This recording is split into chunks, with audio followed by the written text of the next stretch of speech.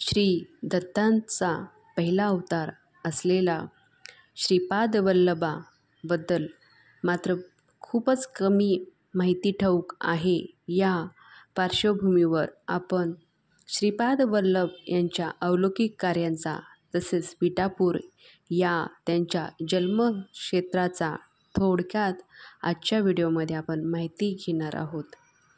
14 विद्या आणि 64 कलांचा अधिपती असलेला श्री गणेश आणि भगवान दत्तात्रेय यांचा आद्य अवतार असलेले श्रीपाद श्री वल्लभ या दोघांचाही जन्म भाद्रपद शुक्ल चतुर्थीच्या उत्पत्ती, स्थिती आणि लय या तिन्ही शक्ती सामर्थ्याच्या पलीकडे असलेले विशिष्ट चतुर्थ तत्व ज्यांना ज्ञात आहे असे परमहात्मा म्हणून या दोघांचा उल्लेख केला जातो.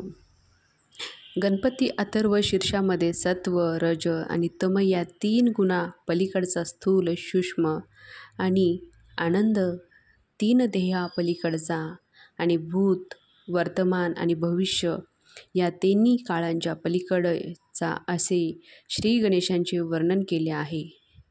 श्रीपाद श्री वल्लभ हे श्री गणेश स्वरूपच असल्याने त्यांनाही हे वर्णन लागू पडते. भगवान श्री दत्तात्रेय इसवी सन 1320 मध्ये आंध्र प्रदेशातील पूर्व गोदावरी जिल्ह्यातील पिठापूर क्षेत्री राज शर्मा आणि सुमती या पुण्य दाम्पत्याच्या पोटी श्रीपाद श्री वल्लभ नावाने प्रकट झाले. सरस्वती गंगाधर रचित श्री गुरुचरित्र या मराठी ग्रंथामध्ये त्यांच्याबद्दल फार थोडी माहिती उपलब्ध आहे. दत्तभक्त व सामान्य लोकांना कारंजा क्षेत्राचे श्री नरसिंह सरस्वती आणि अक्कलकोट क्षेत्राचे स्वामी समर्थ हे दत्तगुरूंचे 2 अवतार चांगले माहिती आहेत. पण पहिला अवतार असलेला श्रीपाद वल्लभाबद्दल मात्र खूपच कमी माहिती ठाऊक आहे. आजच्या व्हिडिओमध्ये आपण त्याचविषयी माहितीमध्ये थोडीशी लोकांच्या भर पाडणार आहोत. चला तर मग आजच्या व्हिडिओमध्ये श्रीपाद वल्लभ यांच्याविषयी दत्तगुरूंच्या पहिल्या अवतारांचे काय रहस्य आहे ते आपण आजच्या व्हिडिओमध्ये पाहणार आहोत. तरी हा व्हिडिओ कुठेही स्किप न करता नक्की संपूर्ण ऐका. राजन व सुमती या दत्तभक्त दाम्पत्याला एकूण 4 मुले होती, पण त्यापैकी 2 वारली तर दुसरा दोघातील एक अंध व एक पंगू होता. दुर्दैवाच्या अशा या दशावतारांचा संसार चालू होत असता एका दिवशी भर उन्हात दुपारी एक अतिथी घरासमोर येऊन भिक्षा मागू लागला. त्याच दिवशी या दाम्पत्याच्या घरी श्राद्ध होते. सुमती एकटीच घरात होती. माते, भिक्षा वाढ हा आवाज ऐकून ती बाहेर आली. वास्तविक श्राद्धाच्या दिवशी ब्राह्मण जेवून गेल्याशिवाय जेवण वाढता येत नाही अशी पूर्वपार रूढी आहे. पण अतिथी भिक्षाकारांचे तेजपुंज रूप पाहून सुमती सर्व काही विसरून गेली व तिने भिक्षा घातली. अतिथीने प्रसन्न होऊन पाहिजे ते काही मागण्याचा आशीर्वाद दिला. आपल्या या 2 मुलांच्या अवस्थेमुळे दुःखी असलेल्या सुमती आपल्यासारख्याच तेजोमय मुलाची मी अपेक्षा करते अशी विनंती केली. यतिवेशात असलेल्या श्री दत्तात्रेय यांनी माते, मीच तुझ्या पोटी जन्म घेईन असे सांगितले. दिलेल्या आश्वासनाप्रमाणे झालेला मुलगा म्हणजेच दत्त अवतारी श्रीपाद वल्लभ होतं. पिठापूर येथे 16 तर कुरुपूर येथे 14 वर्ष अशा अवघ्या 30 वर्षाच्या कालावधीत अद्भुत असे लीलाचरित्र दाखवून त्यांनी इह परलोकात सर्वांना शाश्वत सुख प्रदान केले. त्यांच्या या बाललीला प्रत्यक्ष भगवान बाळकृष्णांच्या लीलेसारख्या अत्यंत मधुर आणि अद्भुत आहेत. पुढे जप, तप, ध्यान, तपस्या या सर्वांचे फळ स्वतःला न घेता सृष्टीला देत आपल्या भक्तांची सुटका करण्यासाठी त्यांनी आपले तपोबळ सहस्त्रपटीने वाढवले. आपल्या या दिव्य अगम्य शक्तीचा मानवांच्या दृष्टीने असलेल्या लीलाद्वारे जनता जनार्दनाच्या उद्धारासाठी त्यांनी आपले आयुष्य खचीर घातले.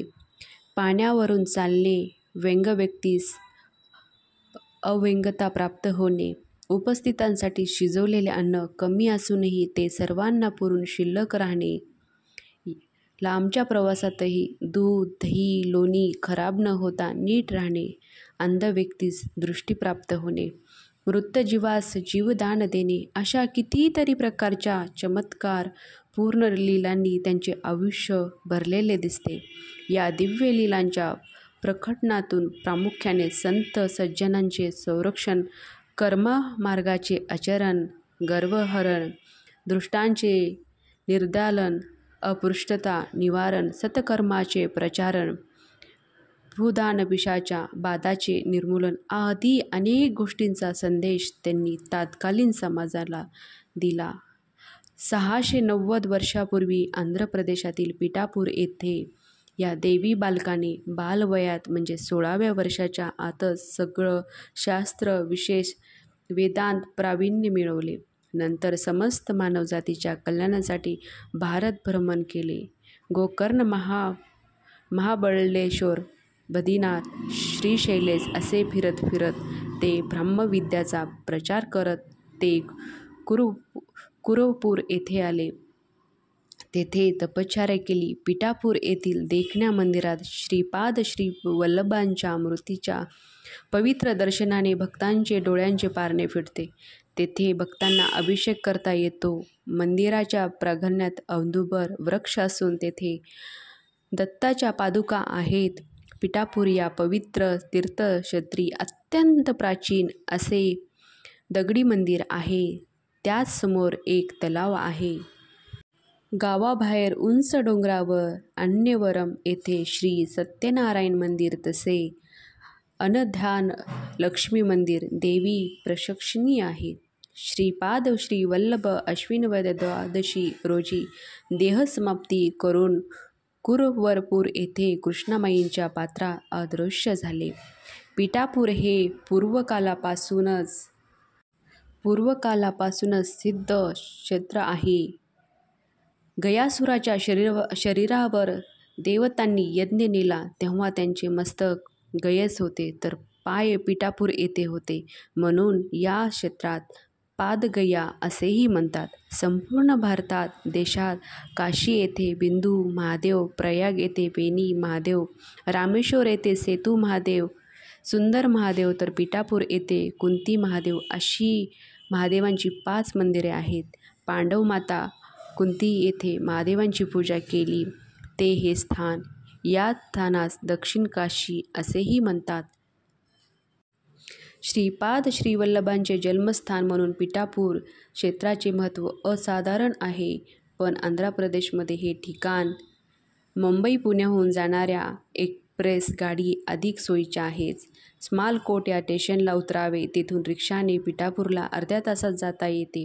दुसरा मार्ग म्हणजे प्रथम हैदराबादला जावे, तेथून गोदावरी एक्सप्रेसने पिठापूरला जाता येते.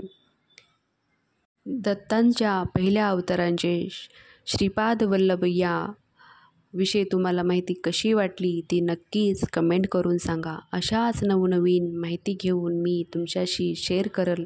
तोपर्यंत धन्यवाद.